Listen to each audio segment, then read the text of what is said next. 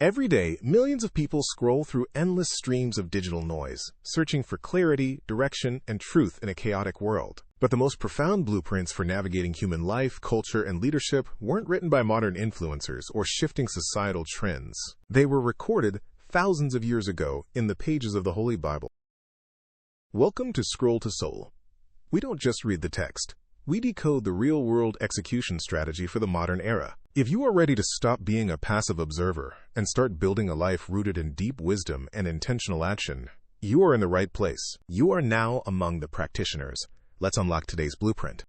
In the modern era of hyperconnectivity, we live in a culture that pressures us to display our wins. We are told to post achievements, showcase lifestyles, and broadcast financial milestones. We equate visibility with authority and validation with success. But in the high-stakes arenas of wealth preservation, corporate strategy, and personal security, this unchecked exposure is a fatal vulnerability. The most dangerous threat to your progress is not always a direct competitor launching an aggressive campaign. It is often the quiet, friendly observer who enters your environment to perform a passive vulnerability scan. Long before digital espionage, a stark warning against flashing wealth was recorded in history. This blueprint, known as the Hezekiah Audit, is found in the 20th chapter of the second book of Kings, detailing the strategic collapse of a sovereign nation due to a single failure in operational security. To comprehend this crisis, we must analyze Hezekiah's operational position. He was a highly successful ruler who had navigated Judah through dark trials, withstood an Assyrian siege, and engineered Jerusalem's water tunnel. After falling terminally ill, he petitioned the Creator and was granted a supernatural 15-year life extension. Hezekiah was at the peak of his global influence and material wealth, but success often erodes the very vigilance that created it. When you survive a major crisis, you naturally lower your guard, assuming your victory has secured permanent safety. This is the exact moment when you become most vulnerable to predatory intelligence gathering. The crisis began with a diplomatic gesture.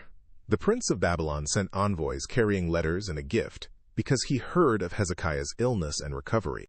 To a naive leader, this appears innocent and supportive, standard international courtesy. But the Babylonians were not there to celebrate. They were a rising global power scanning the landscape for alliances and resources. The envoys were intelligence agents conducting a silent audit of Judah's capabilities and reserves.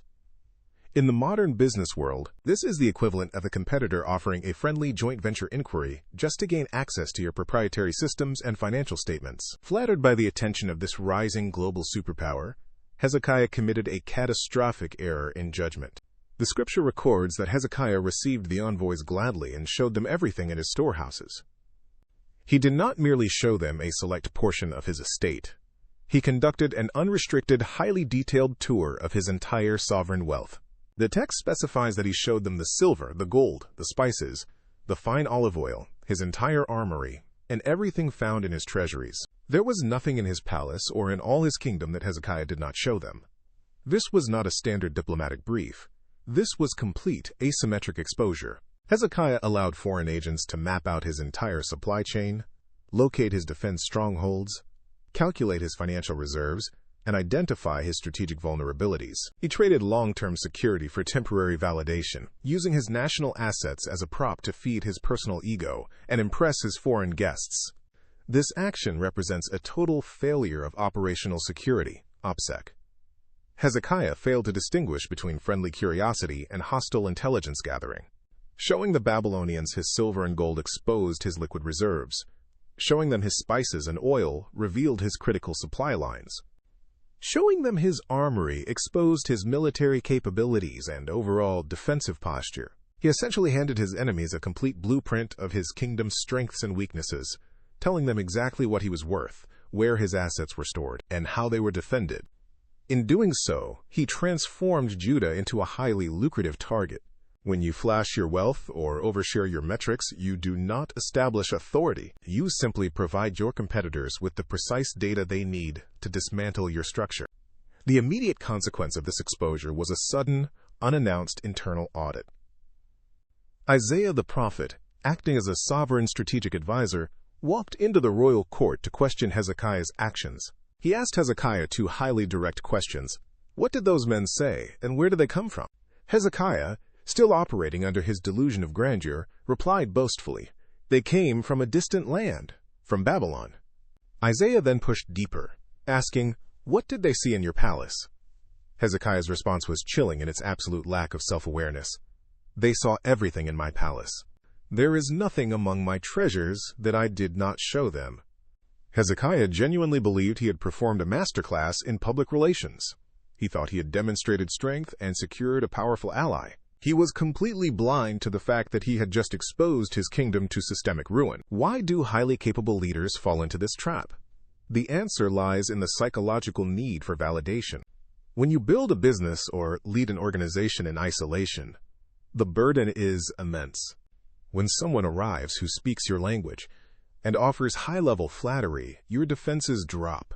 You want validation for the silent battles you fought. Hezekiah wanted Babylon to know that Judah was a pure power. But in the marketplace of power, there are no permanent friends, only permanent interests. Your need for external applause is a liability that competitors will actively exploit to map your defenses. Isaiah immediately delivered the devastating verdict of the audit. He declared to Hezekiah, "Hear the word of the Lord. The time will surely come when everything in your palace and all that your predecessors have stored up until this day will be carried off to Babylon. Nothing will be left. And some of your descendants, your own flesh and blood, will be taken away to become servants in the palace of the king of Babylon." This is the terrifying law of strategic exposure. The very assets that Hezekiah proudly displayed to the envoys became the direct motivation for Babylon's future military invasion. By showing them the wealth, he guaranteed that they would return to claim it. The Babylonians did not need to guess if Judah was worth conquering. They had the audited financial statements, the physical maps of the treasuries, and the inventory reports of the armory. Hezekiah's pride did not just compromise his own reign, it mortgaged the freedom and security of his children and grandchildren. The modern lessons for the practitioner are urgent. First, you must practice strict operational security. This is the concept of absolute discretion. You do not show your entire treasury to anyone who shows a polite interest in your success. When you close a major deal, launch a profitable campaign, or acquire a significant asset, your first instinct should not be to post it online. You must learn to build in silence. True wealth and power do not need to be displayed to be validated. When you keep your assets hidden, you protect yourself from the predatory envy of competitors, the targeted focus of bad actors, and the unnecessary scrutiny of regulatory environments. Discretion is your ultimate defensive moat. Second, you must learn to identify predatory curiosity disguised as flattery. When competitors or potential partners approach you with praise and requests for inside information, you must activate your defensive filters. Ask yourself, why do they need to see my armory or my treasuries? What data am I exposing? In business, this means utilizing strict non-disclosure agreements, releasing information on a need-to-know basis, and maintaining control over your core systems. Do not let potential partners look under the hood of your business until they have demonstrated skin in the game. Protect your data as if your entire legacy depends on it, because it does. Let us summarize the core pillars of the Hezekiah audit. First, practice strict OPSEC by building in absolute silence and keeping your assets private. Second, recognize that predatory interest is often disguised as friendly flattery and supportive praise. Third, never expose your armory. Keep your core capabilities, financial reserves, and operational metrics strictly confidential. Fourth, protect your intellectual property and financial data with clear legal boundaries and structural walls. Finally, understand that discretion is not born of fear. It is the ultimate active strategy for generational asset preservation. Knowledge without application is just intellectual entertainment.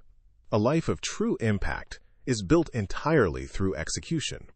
And that brings us to today's practitioner challenge. Look at your own path, your decisions, and your interactions this week.